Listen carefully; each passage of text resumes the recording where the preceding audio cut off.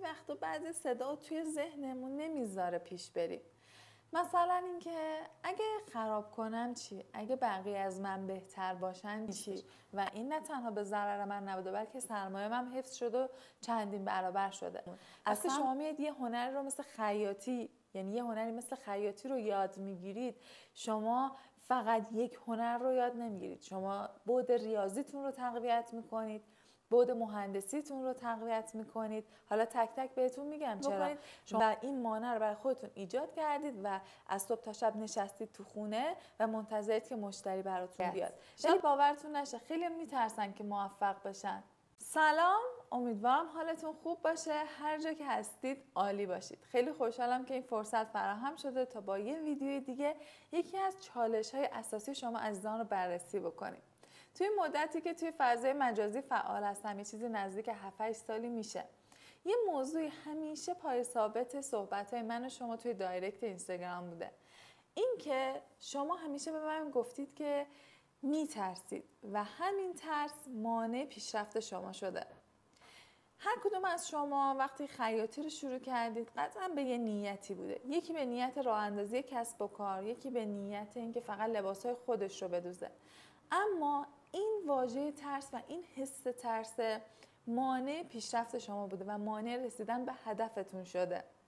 حالا من امروز تصمیم گرفتم 10 مورد از این آیتم هایی که ترس پنهان هستن توی خیاط ها رو بررسی بکنیم و بگیم که چجوری بهشون غلبه کنید. خیاطی دنیایی از خلاقیته، اما بعضی وقتا بعضی صدا توی ذهنمون نمیذاره پیش بریم. مثلا اینکه اگه خراب کنم چی؟ اگه بقیه از من بهتر باشن چی؟ اگه اونجوری که دلم میخواد نشه چی؟ امروز میخوایم 10 تا از آیتم هایی که به عنوان ترس پنهان توی خیاط ها شناخته میشه رو بررسی کنیم و یکی یکی ازش رو رد بشیم. بریم سراغ اولین و مهمترین آیتم، ترس از شکست. میخوام به زبون خودمون خیاط ها صحبت بکنم که کامل براتون جا بیفته. خیلی وقتا شکست برای ما خیاطا اینجوری معنا میشه که الگویی که درست کردیم در نهایت خروجی شبیه مدلی که میخواستیم نشه و همین شده یه مانع خیلی بزرگ براتون که میترسید الگو رو بندازید روی پارچه و ببرید و همش مدام فکر میکنید که اگر نشه چی. واقعیت اینه که این شکسته، حتی فرض رو بر این بگیریم که اگر نشه، اگر شبیه مدلتون نشه، آخر خط نیستش. در واقع میتونیم بگیم که این شکسته انتهای ماجرای ما نیستش. در واقع یه تجربه و یه تمرین بزرگه برامون. هر باری که یه جایی رو اشتباه میکنید، هر بار که یه لقی رو اضافه میبندید، هر بار که یه جایی رو کنترل نمیکنید، میتونه یه درس خیلی بزرگ و یه تجربه خیلی بزرگ برای شما باشه که باید بابتش ساعتها وقت بذارید و هزینه ها بکنید که یک نفر بیاد این ایراد شما رو به شما آموزش بده و بگه بهتون، در صورتی که شما با عمل کردن و اجرا کردن اون به این نتیجه میرسید که کار من اشتباه بوده. پس اشتباه کردن شما و شکست خوردن شما آخر راه نیستش. میتونه یه تجربه خیلی خوبی باشه برای اینکه رفته رفته خودتون رو بهتر کنید و اون پیشرفته صورت بگیره. تا وقتی که همش بترسید از اینکه نکنه این پارچه رو خراب کنم، نکنه مدلم شبیه الگوم شبیه مدلم نشه، یک جا واسطدید و در جا میزنید. ولی به محض اینکه میدوزید، فرض رو بر این بگید که خرابم شده باشه، یه درس خیلی بزرگ گرفتید و همون درس باعث پیشرفت و به جلو رفتن شما میشه. مورد دوم که خیلی شایعه، مخصوصا بین کسایی که مشتری دارن، اونم اینه که ترس از جواب رد شنیدنه. نکنه مثلا طرحی که من به مشتری پیشنهاد میدم رد کنه، نکنه سلیقه منو نپسنده. این به معنای بد بودن کار شما نیست، این به معنای اینه که سلیقه ها متفاوته. شما با یکم کسب دانش توی استایل شناسی، اندام شناسی، رنگ شناسی، همون مباحثی که ما تو دوره بیشتر از یک خیاط در موردش صحبت میکنیم، اینکه بتونید یه مشاوره خوب به مشتریتون بدید و اعتماد به نفس خودتون رو بالا ببرید، میتونید این مشکل رو حل بکنید. اگر این ترس رو توی وجودتون دارید، بدونید که با کسب علم و آگاهی توی این زمینه‌ای که بهتون گفتم میتونید این مورد رو برطرف بکنید. مورد سوم، ترس از نگفتن. خیلی از ما تو کارهای روزمره‌مون هم تو زندگی روزمره‌مون هم نمیتونیم نه بگیم. اما وقتی میایم توی اشل خیاطی بررسیش میکنیم خیلی عمیق‌تر میشه. خیلی وقتا از این که بگید نه میترسید، چون که حس میکنید که ناکافی بودن شما رو نشون میده. در صورتی که شما باید یاد بگیرید اگر خواسته مشتری شما خواسته از شما داره که از دستتون بر نمیاد، نه بگید. خیلی بهتره که شما مدل‌های ساده‌تر با کیفیت بالاتر ارائه بدید تا اینکه مدل‌های پیچیده رو با کیفیت کم کار بکنید. این مشکل رو من بین هنرجوها خیلی می‌بینم و توی دایرکت خیلی از من میپرسید، چون که مثلا یه عکس مدل رو میفرستید میگید که خواهش میکنم این مدل رو راهنمایی کنید چون من مشتری برام لباس آورده و من نمیتونم این رو بدوزم. این نشون میده که شما توانایی شما توی اون مرحله، توی اون سطح از ارائه اون لباس نیستش. پس اینجا باید یه مهارت دیگه رو یاد بگیرید که همون نگفتن هستش. شما با نگفتن به موقع میتونید از عواقب خیلی زیادی جلوگیری بکنید، از جمله برندسازی خودتون. دوستان اگر شما همه سفارش هایی که براتون میاد رو قبول کنید و از همه بدتر سفارش هایی که در توانتون نیست رو قبول کنید، باعث میشه برند شما کیفیت و سطحش بیاد پایین. و اگه دوست دارید لول بالا کار کنید و همیشه شما را به کیفیت و دوختای تمیزتون و تنخور تمیزتون بشناسن، در حد توانایی خودتون سفارش قبول کنید. مورد چهارم، ترس از خلاقیته. دنیای خیاطی پر از خلاقیته و خلاق بودن شما میتونه وجه تمایز شما نسبت به رقباتون باشه. پس یه آیتم خیلی مهم اینه که شما بتونید توی کارهاتون متفاوت عمل کنید و یه وجه تمایزی داشته باشید. ممکنه از این بترسید که رنگ‌های متفاوتی بپوشید. ممکنه از این بترسید که خلاقیت توی پوشش خودتون داشته باشید. مثلا بیاید یه آستین پفی اگزاجره بپوشید، یا مثلا بترسید که از دوتا رنگ رو با همدیگه تلفیق بکنید. اما بازم اگر اساس و اصولش رو بدونید، این ترس شما خیلی کم میشه.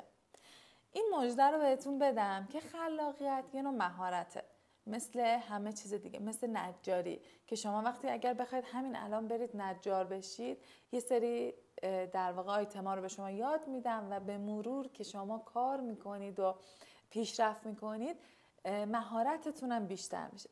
خلاقیت هم دقیقاً به همین شکله. خلاقیت رو خیلی وقتا ما ذاتی نداریم ولی میتونیم پرورشش بدیم. همونطور که بهتون گفتم ما یه دوره خیلی ویژه داریم به اسم دوره بیشتر از یک خیاط که اومدیم توی این دوره مباحث مشترک بین خیاطی و طراحی لباس رو مطرح کردیم. چیزایی که یه خیاط باید بلد باشه که بتونه خلاقیت داشته باشه. توی این دوره آیتم های خیلی زیادی رو کار کردیم با شما که بتونیم اون خلاقیت شما رو پرورش بدیم. یه سری بازی ها، ترفندها و تکنیک های پرورش خلاقیت رو بهتون یاد دادیم. حالا از هر جایی که دوست دارید میتونید برید خلاقیت خودتون رو پرورش بدید و اصلا نترسید. شما به عنوان یک خیاط باید پوششتون با یه فرد معمولی فرق داشته باشه. چرا؟ چون که شما در واقع پوشش خودتون یه جورای تبلیغ کار خودتون هستش. پس حتما باید یک چیزی رو بپوشید که مردم عادی نمیپوشن و تو چشم مردم عادی ویژه تر بیاد. پس اصلا از خلاقیت داشتن نترسید و تا میتونید روی این کار کنید و پرورشش بدید. اما مورد پنجم که هممون توی هر سطحی که باشیم، توی هر شغلی که باشیم داریم، ترس از رقابت.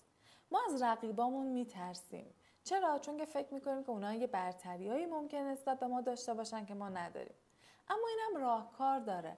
شما میتونید رقیباتون رو بررسی بکنید. شما میتونید رقیباتون رو بشناسید، عملکردشون رو تحقیق بکنید و به دست بیارید. ببینید اونا چه کارایی انجام میدن که شما انجام نمیدید. یا برعکس، ممکنه شما یه کارایی رو انجام بدید که بقیه انجام نمیدن.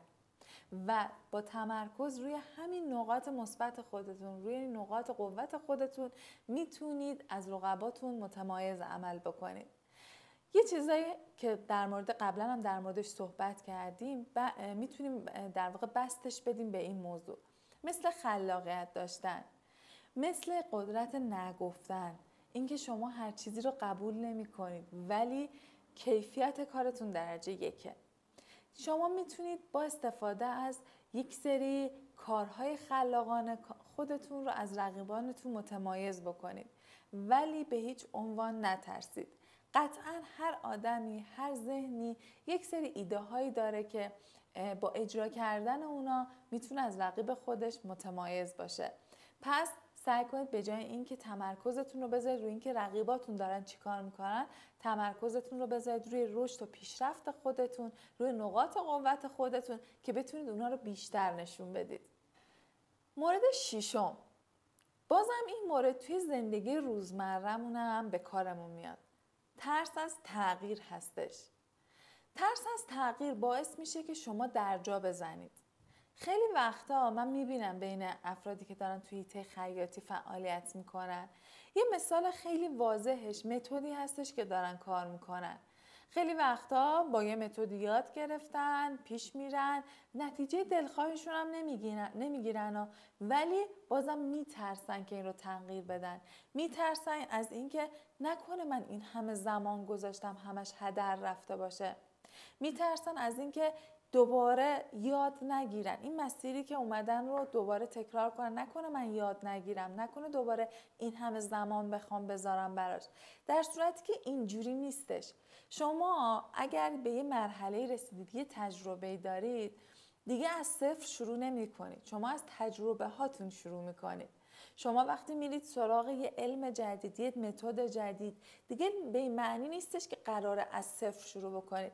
قراره اون متد جدید به شما کمک بکنه که ضعف‌های قبلیتون رو پوشش بده، اونا رو برطرف بکنه، نه اینکه بیاد یه بار اضافه رو دوش شما بشه.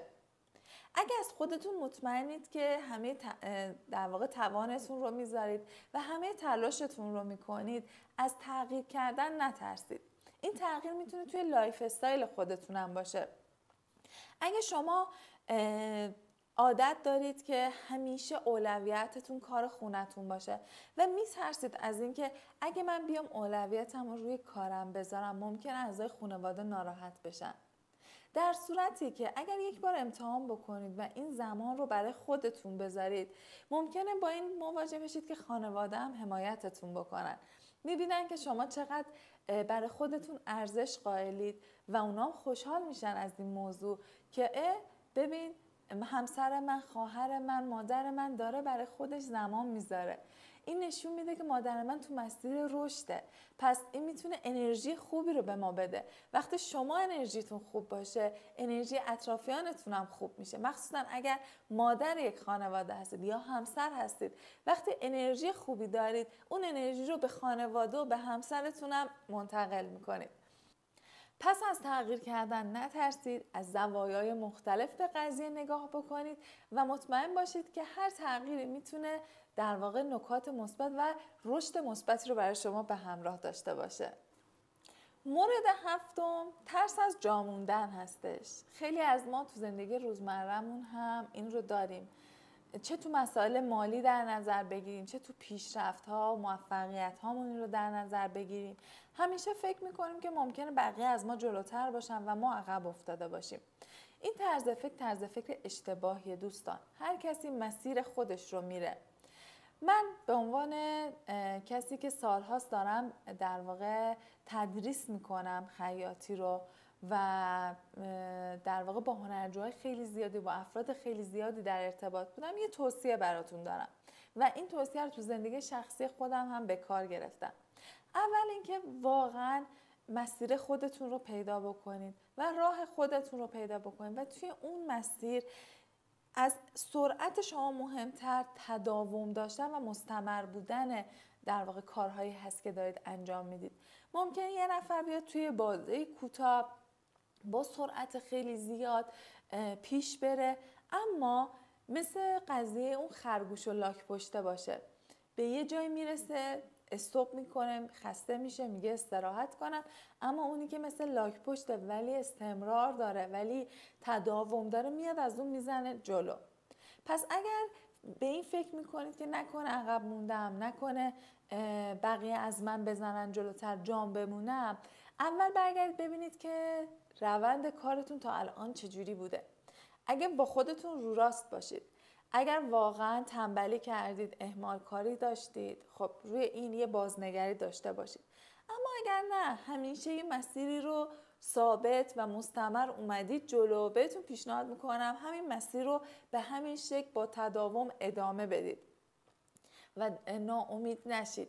مطمئن باشید که همین قدم‌های کوچیکی که هر روز برمی‌دارید نتیجهش خیلی خیلی عمیق‌تر از کسیه که با سرعت زیاد یه تایمی رو کار میکنه، فعالیت میکنه، حتی ممکنه پیج اینستاگرام بزنه، فالوور خوب بگیره، ولی یه جایی دوباره ببره، قطع کنه و بذاره کنار. ولی کسی که مستمر کوچیک کوچیک پیش میره خیلی موفقیتش تضمین شده تره. به قول سروش صحت، موفقیت بازی سرعت نیست، بازی تداومه. مورد هشتم، ترس از دست دادن هستش. خیلی وقتا شما میترسید که هزینه‌تون رو از دست، یعنی هزینه‌ای که میکنید سرمایه‌تون از دست بره. خیلی وقتا میترسید که مشتریتون رو از دست بدید و ترس‌های مختلفی که توی این در واقع زمینه وجود داره. میخوام حالا یکی دو موردش رو باهاتون بررسی بکنم. اگه در رابطه با هزینه کردن توی ابزارالات خیاطیتون ترس دارید، باید بدونید که در واقع شما اگر ابزارهای خوب و با کیفیتی تهیه بکنید، اینا میشن سرمایه شما و مثل اینکه انگار یه ماشین خریدید که بعد از چند سال به قیمتش اضافه شده و یه جورایی شده سرمایه شما. نه تنها ضرر نکردید بلکه سود هم کردید. مخصوصا توی ابزارالات صنعتی این موضوع خیلی اتفاق میفته. مثلا من خودم سال 95 چرخ راست دوز رو خریدم 1,200، ولی الان اگر حتی همون چرخ رو با در واقع به صورت دست دوم و کار کرده بخوام بفروشم، زیر 20 میلیون نیستش و این نه تنها به ضرر من نبوده بلکه سرمایه من حفظ شده و چندین برابر شده. از سمت دیگه من یه هنری رو یاد گرفتم. اگر هزینه کردم برای کلاسام، اگر هزینه کردم، در واقع اینا رو نمیتونیم جز هزینه هامون به حساب بیاریم. اینا همه سرمایه گذاری های ما هستن که ما سرمایه گذاری میکنیم روی خودمون، روی پیشرفت خودمون، روی بزرگ کردن ظرف ذهن خودمون. وقتی شما میاد یه هنر رو مثل خیاطی، یعنی یه هنری مثل خیاطی رو یاد میگیرید، شما فقط یک هنر رو یاد نمیگیرید، شما بعد ریاضیتون رو تقویت میکنید، بعد مهندسیتون رو تقویت میکنید. حالا تک تک بهتون میگم چرا. شما بعد شیمی، بعد در واقع میتونیم بگیم زیستی خودتون رو تقویت میکنید، بعد هنری خودتون رو تقویت میکنید. چرا؟ ریاضی رو تقویت میکنید چون که شما با اعداد و ارقام همش سر و کار دارید، با کم کردن، تقسیم کردن، ضرب کردن سر و کار دارید. بعد مهندسیتون رو تقویت میکنید چون که شما عین یه مهندس نقشه کش دارید نقشه بدنتون رو میارید و واقعا از در واقع فرمول ها و هندسه دارید کمک میگیرید. شما دارید اون بخش شیمیایی که گفتم، شما پارچه شناسی رو یاد میگیرید. شما کار با متریال های مختلف، یه پارچه پلی استر، یه پارچه نخه، یه پارچه پنبه است، یه پارچه پلی آمید داره، اینا رو شما یاد میگیرید. شما بعد هنریتون رو در واقع تقویت میکنید چون که از لحاظ زیبایی و بصری دارید کارهاتون رو نگاه میکنید و همه اینا باعث میشه که ظرف ذهن شما بزرگ بشه و در واقع شما عین کسی که مثلا مثل کسی که فرق کسی که دانشگاه رفته و دانشگاه نرفته. کسی که دانشگاه رفته با ارتباطاتی که گرفته، با درسایی که میخونه، سختی هایی که میکشه، برای شب امتحان میخونه، در واقع خودش رو پرورش میده و شما هم در واقع با یادگیری خیاطی خودتون رو دارید پرورش میدید. حالا این موضوع فقط راجع به خیاطی نیستش، راجع به هنرهای دیگه، راجع به کارهای دیگه هم صدق میکنه. پس از این که بخواید سرمایه گذاری کنید روی خودتون اصلا نترسید و با آغوش باز از این موارد استقبال بکنید و تمام تلاشتون رو بکنید که به نحو احسن از این در واقع فرصت استفاده کنید.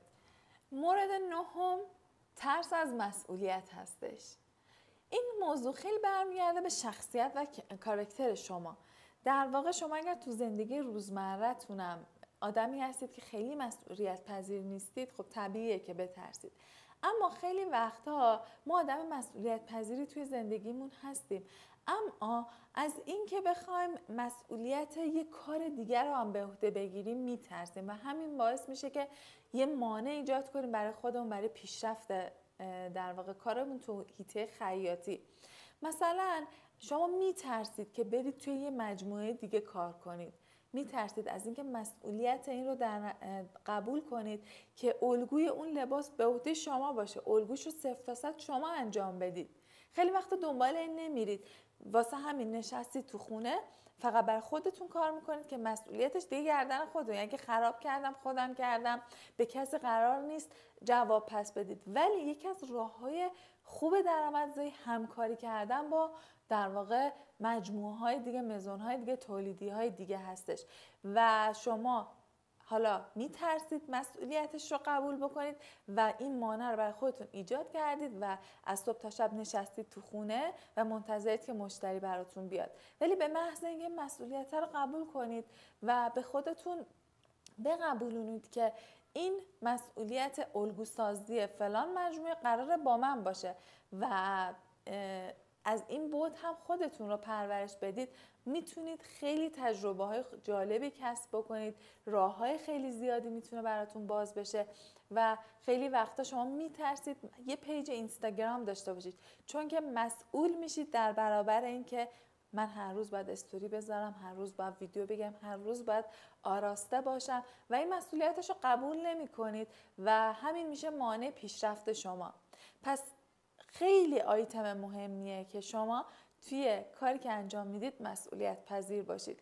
توی هر قدمی که برمیدارید این مسئولیتش رو به عهده بگیرید و اون رو به نحو احسن اجرا بکنید و همین باعث میشه که میبینید که این مانع که بین بره شما درهای زیادی براتون باز میشه. و اما آخرین یعنی 10مین عامل پنهان ترس چی میتونه باشه؟ چیزی نیست جز ترس از موفقیت. شاید باورتون نشه خیلی میترسن که موفق بشن، میترسن که شناخته بشن، از اینکه کارشون بزرگ بشه میترسن از عهدهش بر نیان، در صورتی که با یه ذره در واقع کسب دانش در رابطه با مدیریت، با کسب دانش در رابطه با تیم سازی و حتی با کمی برنامه ریزی میتونید به موفقیت‌های خیلی بزرگ دست پیدا بکنید و این مانع رو از ذهنتون دور بکنید، از وجودتون دور بکنید و این رو برای خودتون جا بندازید که من میتونم موفق‌تر، بزرگتر، شناخته شده تر بشم و میتونم از پس همه مسئولیت‌هاش بر بیام، چون که من تیم سازی رو یاد گرفتم، چون که من مدیریت بلدم، چون که من توانمندم و به خودم ایمان دارم، عزت نفس دارم و اعتماد به نفس دارم. در رابطه با اعتماد به نفس هم سعی میکنم توی یه ویدیو جداگونه کامل براتون صحبت بکنم. خیاطی هم مثل زندگی روزمره ما مسیر فوق‌العاده جالبی داره، ولی همیشه صاف یا رو به بالا نیستش، گاهی بالاست گاهی پایینه و این ترس ها هم بخشی از این مسیر هستن. ولی اگر ما یاد بگیریم که با این ترس ها رو بشناسیم و باهاشون مقابله بکنیم، قطعا به موفقیت و آرامشی دست پیدا میکنیم که همیشه منتظرش بودیم.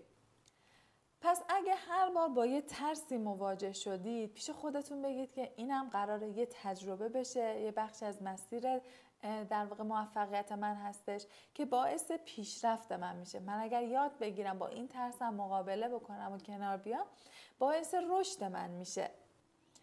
و اما کلام آخر اینکه شما قدرت این رو دارید که تو حرفه خودتون بی‌نظیر و کم رقیب باشید.